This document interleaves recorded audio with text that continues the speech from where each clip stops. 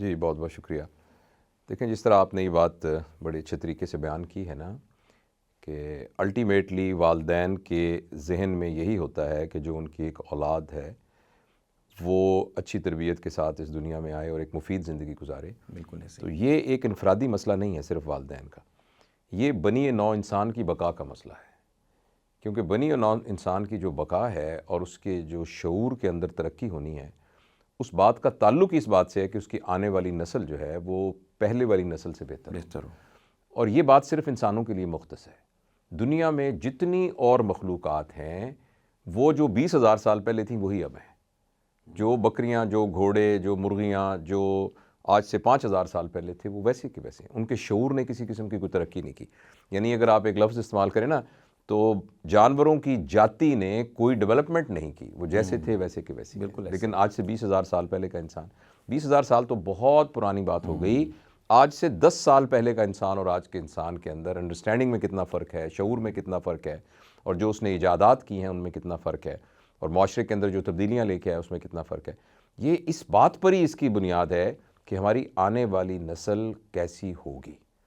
اور اگر ہماری آنے والی نسل تربیت یافتہ ہوگی تو وہ بدلتے ہوئے تقاضوں کے مطابق کنڈکٹ کر سکے گی اپنے آپ کو. اور اگر وہ تربیت یافتہ نہیں ہوگی تو وہ اپنے لیے بھی نقصان دہ ہوگی اور دوسروں کے لیے بھی نقصان دہ ہوگی.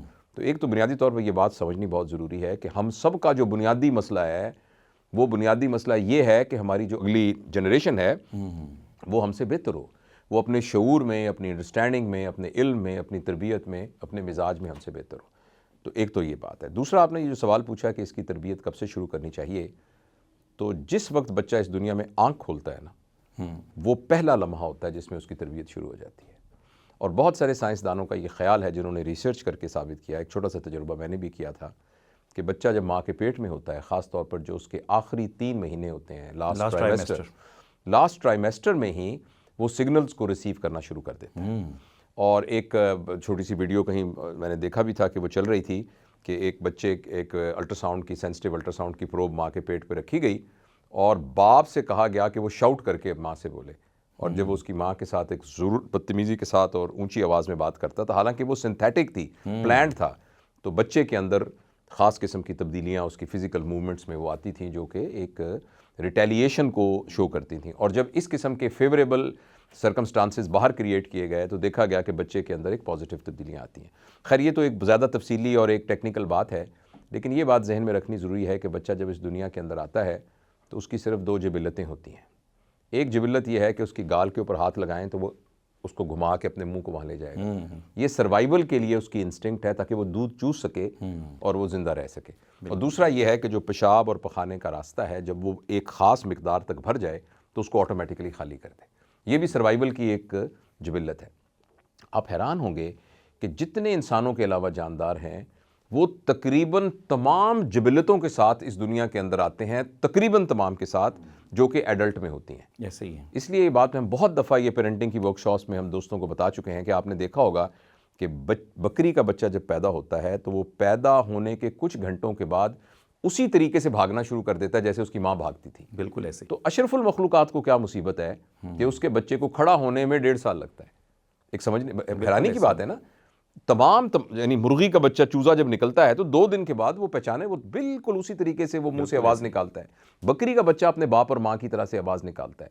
بطخ کا بچہ سوئم کر سکتا ہے پیدا ہونے کے کچھ دیر کے بعد. بالکل ایسے ہی. تو پھر انسان کا بچہ آخر اتنا معذور کیوں ہے کہ ان 2 جبلتوں کے علاوہ اس کے پاس کوئی اور جبلت نہیں ہے؟ اور اس کی جسٹیفیکیشن یہ ہے کہ باقی تمام جاندار 2 لائنوں کے درمیان پیدا ہوتے ہیں. اس سے نیچے نہیں جا سکتے اور اس سے اوپر نہیں جا سکتے. لمیٹیشن ہے. لیکن انسان نیچے والی لائن تو مقرر ہے، اوپر والی کوئی لائن مقرر نہیں. واہ. تو تمام باقی جاندار ایک طے شدہ ایک پلان کے تحت پیدا ہوتے ہیں، جبکہ انسان جو ہے وہ طے شدہ پوٹینشلز کے ساتھ پیدا ہوتا ہے. وہ پوٹینشل ایگزیکیوٹ کتنا کریں گے یہ اس بات پہ ڈیپینڈ کرتا ہے کہ اس کی نرچرنگ کیسے کی جائے، اس کی تربیت کیسی کی جائے. یعنی اگر آپ کسی کو ایک بیج دکھائیں اور اسے کہیں کہ اس بیج کے اندر ایک درخت ہے جس درخت پر ہر سیزن میں 8 من آم لگا کریں گے، تو کوئی آدمی جس کو اس کی پوری انڈرسٹینڈنگ نہیں ہے وہ نہیں مانے گا. انسان کا بچہ بھی جب اس دنیا میں آتا ہے تو اس تمام پوٹینشل کے ساتھ آتا ہے جو دنیا میں آنے والے کسی بھی انسان نے آج تک ایگزیکیوٹ کیے ہیں، چاہے وہ آئنسٹائن تھا، چاہے وہ کوئی ولی اللہ تھے، چاہے کوئی بہت بڑا کھلاڑی تھا، چاہے وہ کوہ پیما تھا، چاہے وہ کوئی رائٹر تھا، چاہے وہ ادیب تھا، جو بھی تھا، اس پوٹینشل کے ساتھ آتا ہے۔ اب اس پوٹینشل کو کس طرح، جیسے ایک پودے کو اگر آپ ایک مناسب جگہ پر اس کو بیج کو بوئیں گے، پانی صحیح وقت پہ دیں گے، سردی گرمی سے بچائیں گے، اس پہ کھاد جب ڈالنی ہے، قطع برید جب اس کی کرنی ہے وہ کریں گے، تو وہ اپنے پوٹینشل کو ایکسپریس کرے گا۔ تو اس لیے بچہ جب اس دنیا میں آتا ہے تو وہ بالکل ایک را سلیٹ کی طرح، اور آج کے نوجوانوں کو سمجھنے کے لیے بڑا آسان ہے کہ جیسے کمپیوٹر آپ نیا خرید کے لائے ہیں تو آپ نے اس کو پلگ ان کیا ہے، ابھی سافٹ ویئر اس پہ کوئی اپلوڈ نہیں کیا، تو بس وہ ایک کمپیوٹر ہے۔ اب آپ اس پہ جو سافٹ ویئر لوڈ کرنا شروع کر دیں گے وہ آہستہ آہستہ اس کی پروگرامنگ ہونی شروع ہو جائے گی۔ تو پہلے دن سے جب بچہ آنکھ کھولتا ہے تو اس کے اندر جو کنیکشنز ہیں ڈیولپ ہونا، برین کے کنیکشنز ڈیولپ ہونا شروع ہو جاتے ہیں۔ ان کنیکشنز کا نام ہی ایکچولی میموری ہے، انہی کنیکشنز کا نام ہی تربیت ہے، اور انہی کنیکشنز کا نام ہی پیٹرن ہے۔ تو ہمارے دماغ کے اندر پیٹرن بننا شروع ہو جاتے ہیں، اور وہ پیٹرن اگر آپ مجھے اجازت دیں تو ہم تربیت کے اس پورے دور کو 3 حصوں میں تقسیم کر سکتے ہیں۔ ڈے 0 سے لے کر 7 سال کی عمر، 7 سال سے لے کر اور تقریباً 10 سال کی عمر، اور 10 سال سے پھر 13 سال کی عمر۔ 13 سال کی عمر میں ایوریج بچہ جو ہے وہ بالکل ایڈلٹ کی طرح اس کے پیٹرنز ڈیولپ ہو جاتے ہیں۔